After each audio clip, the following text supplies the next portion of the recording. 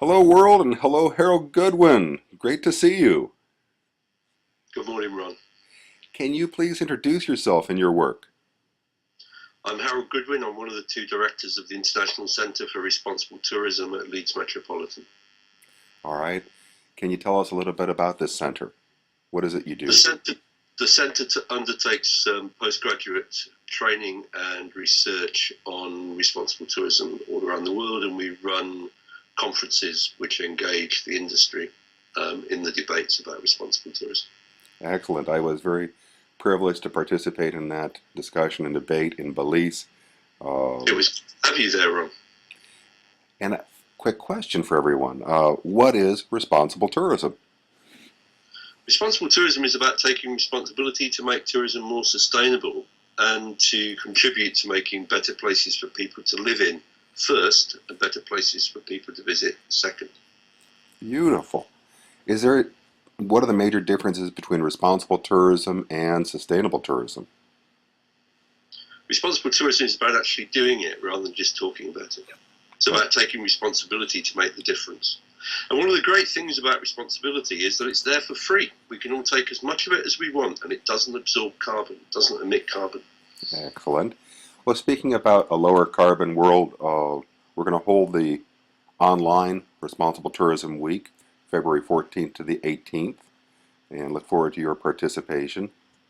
Um, what's We'll do what we can, Ron, and I'll be encouraging other people to participate as well. We'll put it out on Responsible Travel News for you. Thank you very much. And tell us more, what are you going to be doing in 2011 in terms of events? We're pushing ahead with the annual International Centre for Responsible Tourism conferences. This year it's in Canada, in Alberta, in Edmonton, in June, at the end of June.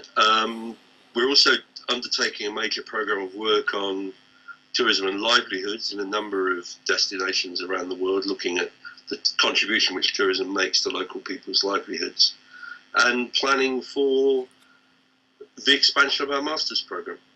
Oh, and Excellent, there's a coming out on taking responsibility for tourism as well this year. excellent, excellent. And well, the last question, it goes back to language. There have been numerous cases for a common language. Do we need a common language in tourism? Well, we couldn't manage it for a common language for people generally, could we? I mean, look at what happened to Esperanto. I think this is just simply naive to argue a case for this. Different cultures see tourism in a different way. Tourism is seen differently by different groups in different societies. There is no world market for tourism. There are lots of different markets for tourism. People interact with it in different ways. I think it's a pipe dream to think that there'll be a common language or even a global set of standards for sustainable tourism globally. That's great. Any other bugbears you want to tell the folks about? I think we need really now to begin to address aviation. We haven't made as much progress in making aviation more sustainable. There's been far too much optimism about magic solutions, whereas what we really need to see, as we've seen in other sectors of the of travel and tourism, is the effort to actually drive down carbon intensity to improve sustainability on a day-by-day basis. And a lot could be achieved. We need to get on with that agenda rather than wait for magic solutions which are in the future. Excellent.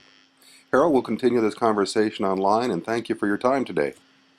My pleasure. Thanks, Ron.